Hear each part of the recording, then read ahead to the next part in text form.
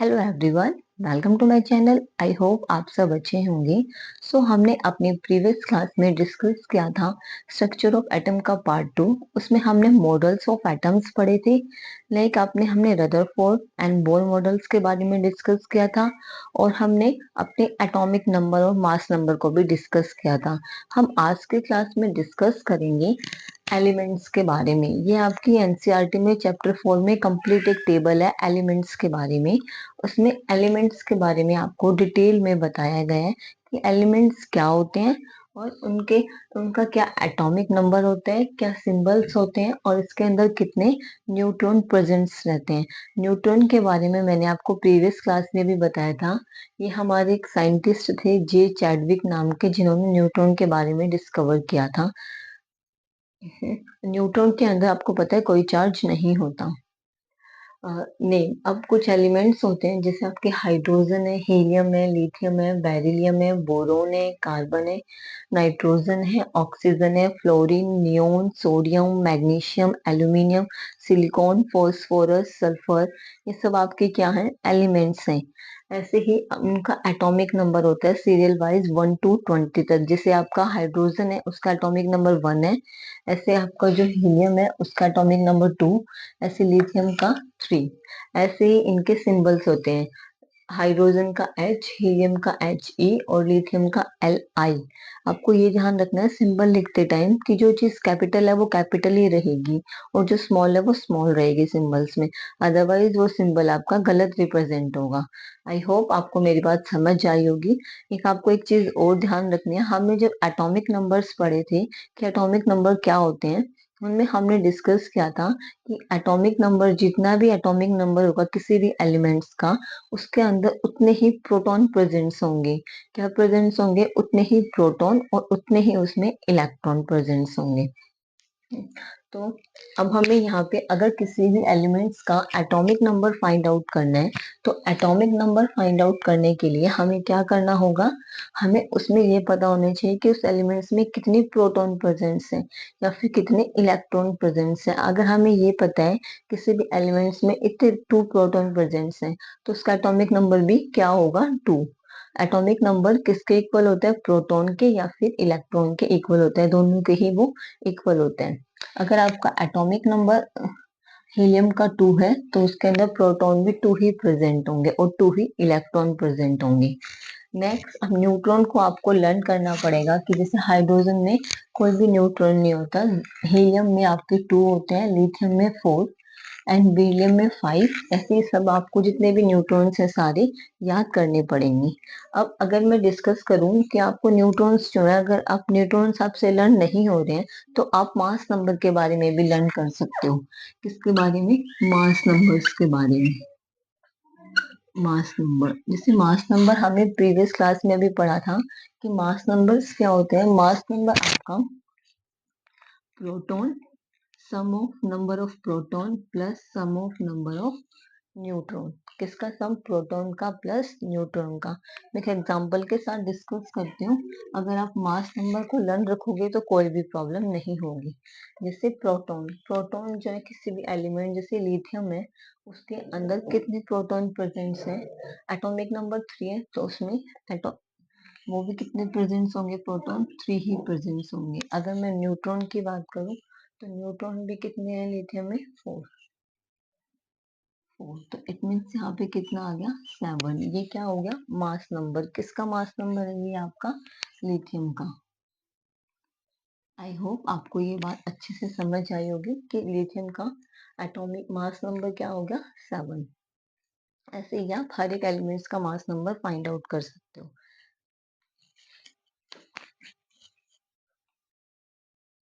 था उस टाइम कि वो जो 2n² फॉर्मूला है वो हमारे नेक्स्ट क्लास में बड़ा ही हेल्पफुल होगा शेल्स निकालने के लिए।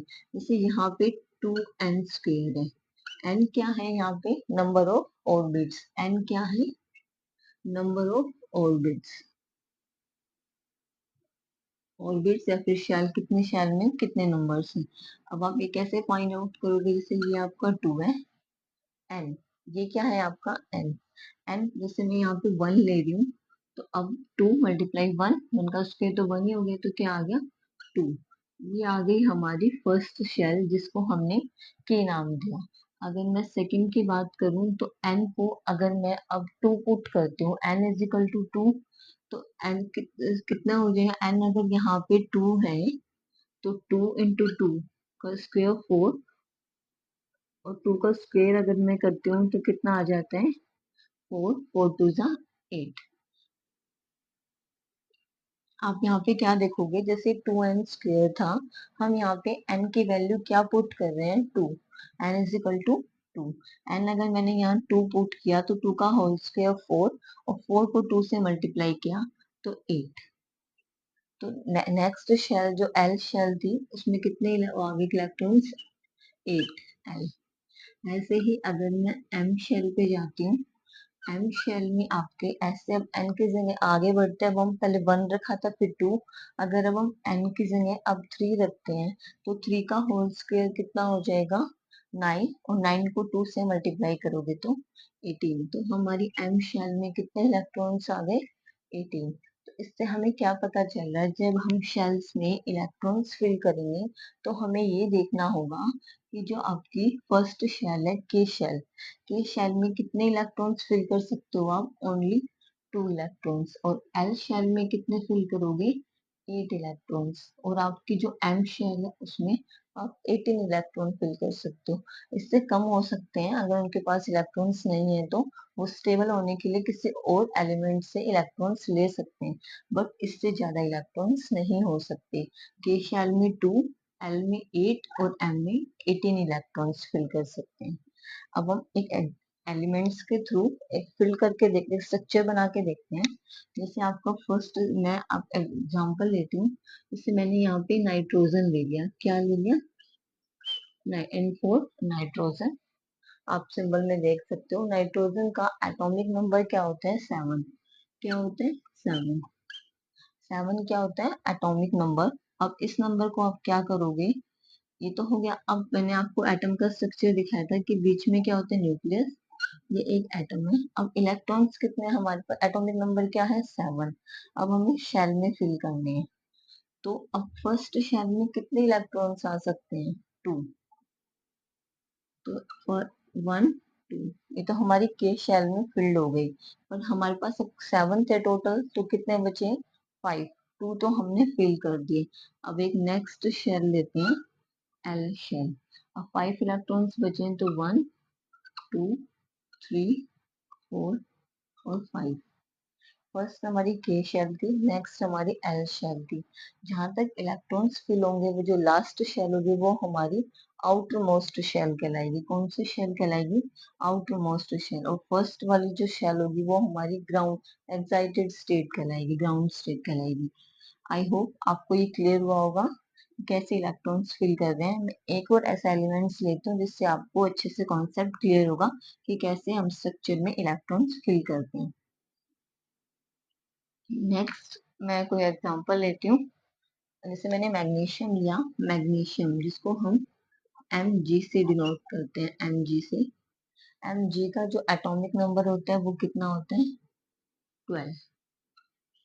ये देखो, मैग्नीशियम का एटॉमिक नंबर 12 होता है। अब इसको फिल कैसे करेंगे, ये आपकी फर्स्ट शेल में एटॉमिक नंबर लिया, हम एक स्ट्रक्चर बना रहे हैं, बीच में न्यूक्लियस है। ये आपका एक एटॉमिक का स्ट्रक्चर बना रहे हैं एलिमेंट का हम, बीच में न्यूक्लियस। ये आपकी फर्स्ट शेल, हमें कितने इलेक्ट्रॉन्स फिल करने हैं, 12। आपको ध्यान से देखना है बिल्कुल, कितने इलेक्ट्रॉन्स, हमारा एटॉमिक नंबर क्या है, 12। फर्स्ट शेल में हम कितने फिल कर सकते हैं, ओनली टू। सेकेंड शेल में कितने फिल कर सकते हैं हम, एट। वो हमारी कैसे शेल है, एल शेल, एट। हमें तो, हमारे पास 12 थे, 12 में से टू तो फिल हो गए, कितने बचे, 10। 10 बचे, हमें हम फिल कितने कर सकते हैं, ओनली एट। तो one, two, three, four, five, six, seven and eight. ये तो हो गया, हमारी एल शेल फिल्ड हो गई। अब हमारे पास कितने इलेक्ट्रॉन बचे, टू हमने इसमें फिल कर दिए, एट हमने एल शेल में फिल कर दिए। अब हमारी जो नेक्स्ट शेल है जिसको हमने बोला है एन शेल, कितने इलेक्ट्रॉन्स बचे, ओनली टू। ये हमने यहाँ पे फिल कर दिया, बट हमारे जो एम शेल है उसमें 18 इलेक्ट्रॉन्स तक हम फिल कर सकते हैं, बट हम कितने ही फिल कर पाए, 2। अब हमारी के शेल और एल शेल तो देखो, ये जो के शेल थी और ये जो हमारी एल शेल है तो कम्प्लीटली फिल्ड हो गई 2 और 8 इलेक्ट्रॉन से। बस जो लास्ट शेल है उसमें कितने इलेक्ट्रॉन्स आए हमारे पास, 2 ही, बट हम 18 तक फिल कर सकते थे। अभी यहाँ पे कैसी है, एक अनस्टेबल है, इसको स्टेबल करने के लिए ये किसी और एलिमेंट से इलेक्ट्रॉन्स है तो अब क्या करेंगे, शेयर करेंगे या फिर उसे एक्सेप्ट कर लेंगे अपनी कंप्लीट करने के लिए अपने इलेक्ट्रॉन्स को। आई होप अब आपको एटॉमिक स्ट्रक्चर बनाना आया होगा अच्छे से। ये हमने कुछ एलिमेंट्स लिए थे जिससे हमने एटॉमिक स्ट्रक्चर बनाया था। ऐसे ही ऐसे ही अब मैं आपको कुछ और एलिमेंट्स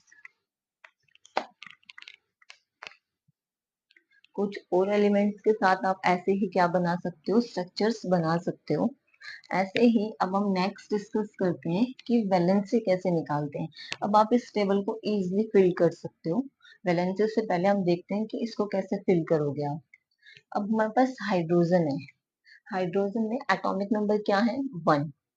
तो शेल में हाइड्रोजन के पास 1 ही है, तो फर्स्ट शेल में कितने इलेक्ट्रॉन्स हो जाएंगे, ओनली 1। अब हाइड्रोजन कैसा है, कंप्लीटली फिल्ड तो नहीं है, ये कैसा है, ये अनस्टेबल है, इसके पास और इलेक्ट्रॉन्स नहीं है। अगर मैं हीलियम की बात करूं तो हीलियम के पास एक ही शेल में क्या हो गए, कंप्लीटली फिल्ड इलेक्ट्रॉन्स हो गए। नेक्स्ट है आपका लिथियम, लिथियम का एटॉमिक नंबर कितना होता है, 3। तो फर्स्ट शेल में कितने फिल कर सकते हो, 2, और नेक्स्ट एल में 1। ऐसे ही जो बेरियम है आपका, इसमें 4, 4 क्या है, एटॉमिक नंबर है, तो पहले शेल में 2 और सेकेंड वाली शेल में फिर से 2, टोटल कितने हो गए, 4। बट फर्स्ट शेल तो कंप्लीटली फिल्ड हो गई, एल शेल कंप्लीटली फिल्ड नहीं हुई, इसमें हम 8 तक इलेक्ट्रॉन्स फिल कर सकते हैं। नेक्स्ट है आपका बोरोन, इसके अंदर 5 है, एटॉमिक नंबर क्या है, 5। तो फर्स्ट शेल में 2 ही फिल कर सकते हैं, तो 2 करो, कितने बचे 5 में से 3। अब नेक्स्ट शेल में हम कितने कर सकते हैं, 3, 8 तक कर सकते हैं, तो हमने 3 कर दी, ये भी क्या है, अनस्टेबल, अब स्टेबल नहीं। कार्बन, कार्बन को हम अब यहाँ फर्स्ट शेल में एटॉमिक नंबर होता है 6, फर्स्ट शेल में 2 फिल कर दिए, अब कितने बचे इसके पास, ओनली 4, 4 इन्होंने नेक्स्ट शेल में फिल कर दिए। अब ऐसे फिल कर सकते हो। नाइट्रोजन, नाइट्रोजन का एटॉमिक नंबर होता है 7, फर्स्ट शेल में 2 और बचे कितने, 5, वो कर दिए उन्होंने नेक्स्ट शेल में। ऐसे ही आप फिल कर सकते हो। ऑक्सीजन का कितना होता है, 8, ऑक्सीजन के फर्स्ट शेल में 2 और सेकंड में 6। अब ऐसे ही आप फ्लोरीन ले सकते हो, फ्लोरीन का क्या है, 9 एटॉमिक नंबर होता है, फर्स्ट में 2 फिल करोगे। अब कितने बचे 9 में से, फ्लोरीन का एफ जो होता है इसके अंदर 9 क्या होते हैं, एटॉमिक नंबर होता है, तो 2 फर्स्ट शेल में 2 इलेक्ट्रॉन फिल कर सकते हैं, और नेक्स्ट शेल में कितने फिल कर सकते हैं हम, 9 थे तो 2 हो चुके हैं फिल, तो कितने बचे वहां पे, 6, सॉरी 7, तो आप यहाँ पे क्या कर सकते हो, 7। ऐसे ही नियोन, अगर नियोन लोगे, नियोन का 10 होता है, तो फर्स्ट शेल में 2 और सेकेंड में 8, ये नियोन क्या है, कंप्लीटली फिल्ड है, फर्स्ट शेल में 2 सेकेंड में 8। हमारी के शेल में 2 ही इलेक्ट्रॉन्स फिल हो सकते हैं, एल में 8 और फिर एम में 18 तक फिल हो सकते हैं। आई होप आपको ये क्लियर होगा, अब आप खुद से ये शेल्स कंप्लीट कर सकते हो। नाउ अब हम अंडरस्टैंड करते हैं कि वैलेंसी क्या होती है। वैलेंसी कैसे निकालते हैं, मैं आपको एग्जांपल के थ्रू समझाती हूँ। जैसे मैंने यहाँ पे आपको एक एलिमेंट लेती हूँ, मैं जैसे मैंने कार्बन लिया, क्या लिया है मैंने, कार्बन, कार्बन का एटॉमिक नंबर क्या होता है, 6, क्या होता है, 6। अब इनके इलेक्ट्रॉनिक कॉन्फ़िगरेशन लिखते हैं, फर्स्ट शेल में 2, सेकेंड शेल में फर्स्ट शेल में हम कितने फिल कर सकते हैं, 2, और के शेल में तो 2, अब कितने बचे हमारे पास, ओनली 4 इलेक्ट्रॉन्स, वो हम नेक्स्ट शेल में फिल कर सकते हैं। ये आपकी के शेल थी और ये आपकी एल शेल है, 2 और 4, इससे हमें क्या समझ में आया कि फर्स्ट शेल में 2 इलेक्ट्रॉन्स हैं और जो एल शेल थी उसमें ओनली 4 ही आए, बट 8 तक आ सकते थे। अब वैलेंसी निकालने के लिए आपको सबसे पहले काम क्या करना होता है, आउटर मोस्ट शेल चेक करनी होती है। आउटर मोस्ट शेल में एलिमेंट्स के जितने इलेक्ट्रॉन्स होंगे, चाहे तो वैलेंसी तो एलिमेंट्स क्या करेगा, चाहे तो वो शेयर करे या फिर इलेक्ट्रॉन को एक्सेप्ट करे, क्या करे, चाहे तो वो इलेक्ट्रॉन को शेयर करे दूसरे एलिमेंट को फील्ड करने के लिए, या फिर उससे वो एक्सेप्ट मतलब ले सकता है। तो यहाँ पे कार्बन के पास 4 है। हम्म, तो अब ये क्या कर सकता है, अपने इलेक्ट्रॉन दूसरे एलिमेंट को अगर दे रहा है तो यहाँ पे वैलेंसी कितनी हो जाएगी, 4। तो कार्बन की वैलेंसी क्या हो जाएगी आपकी, 4। ये कार्बन की वैलेंसी क्या हो जाएगी, 4। ये क्या है, वैलेंसी। अगर इलेक्ट्रॉन्स कोई भी एलिमेंट दे रहा है तो उस पे पॉजिटिव चार्ज, अगर वो जो कोई एलिमेंट ले रहा है तो उस पे नेगेटिव चार्ज आएगा। ऐसे ही मैं और एग्जांपल लेती हूँ, जैसे हीलियम है, हीलियम में 2 है, इसके शेल में कितने, जैसे आपका हीलियम है, हीलियम में 2, एटॉमिक नंबर क्या है, 2, और उसके शेल्ड में भी कितने इलेक्ट्रॉन्स फिल होंगे, ओनली 2 ही। जैसे ये के शेल होगी, इसमें 2 ही इलेक्ट्रॉन्स फिल हो गए, ये कंप्लीटली फिल्ड हो गया। तो इसके पास ना शेयर करने के लिए कुछ बचा, ना एक्सेप्ट करने के लिए कुछ बचा, ये अपने आप में ही कंप्लीटली फिल्ड है। तो यहाँ पे जो वैलेंसी हो जाएगी वो क्या हो जाएगी, जो यहाँ पे वैलेंसी होगी आपकी वो क्या हो जाएगी, 0। इसके अंदर कोई भी इलेक्ट्रॉन्स नहीं बचा। तो आपको ये बात याद रखनी है कि वैलेंसी निकालने के लिए कोई भी एलिमेंट चाहे तो जितने आउटर मोस्ट इलेक्ट्रॉन में से कितने इलेक्ट्रॉन्स जो है वो दे रहा है या फिर उसको एक्सेप्ट कर रहा है, वो आपकी क्या कहलाएगी, वैलेंसी। अगर वो 2 इलेक्ट्रॉन किसी दूसरे एलिमेंट को दे रहा है तो मतलब उसकी वैलेंसी 2 होगी, अगर वो ले रहा है 4 तो उसकी वैलेंसी 4 होगी। आई होप आपको वैलेंसी फाइंड आउट करना अच्छे से समझ में आया होगा। नेक्स्ट अब हम डिस्कस करेंगे आइसोटॉप्स के बारे में। क्या डिस्कस करेंगे हम कि आइसोटॉप्स क्या होते हैं।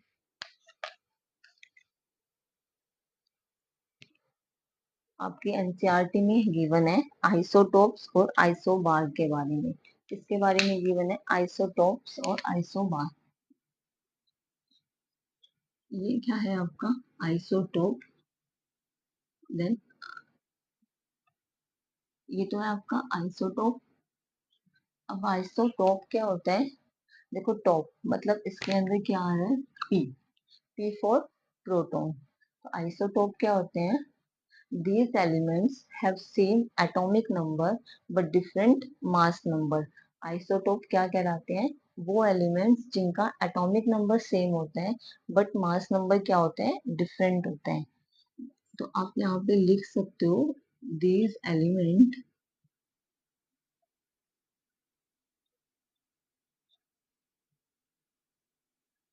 have same atomic number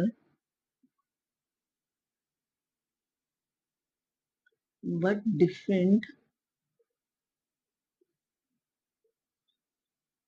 mass number.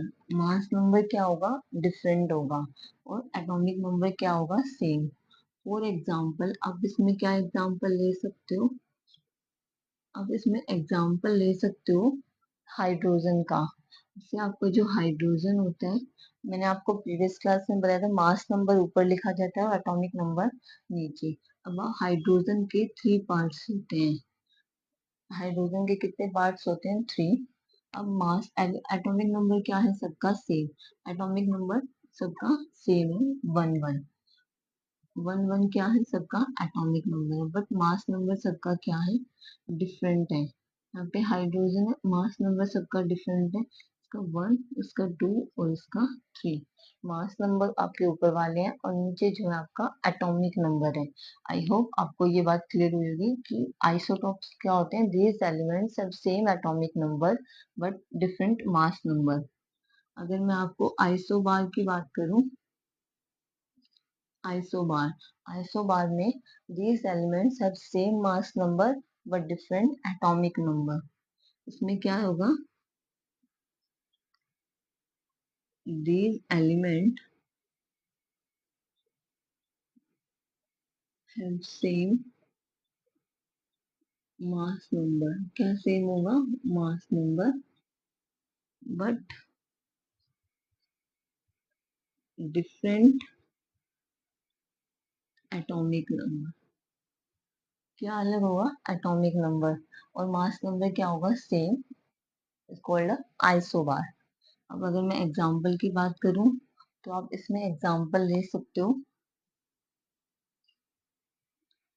इसमें आप आर्गन और कैल्शियम लो।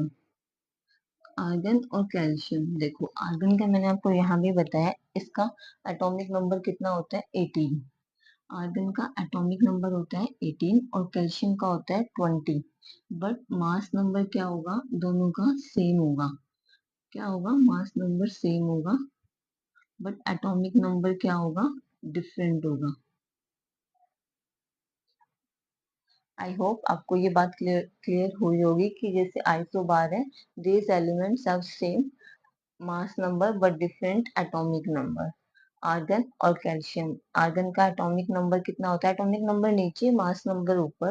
एटॉमिक नंबर 18 और यहाँ पे कैल्शियम का एटॉमिक नंबर कितना है? 20 और मास नंबर 40। मास सेम है बट एटॉमिक नंबर डिफरेंट है। आई होप आपको आइसोबार और आइसोटोप क्लियर हुए होंगे। I repeat that isotope, these elements have same atomic number but different mass number, and isobar, these elements have same mass number but different atomic number.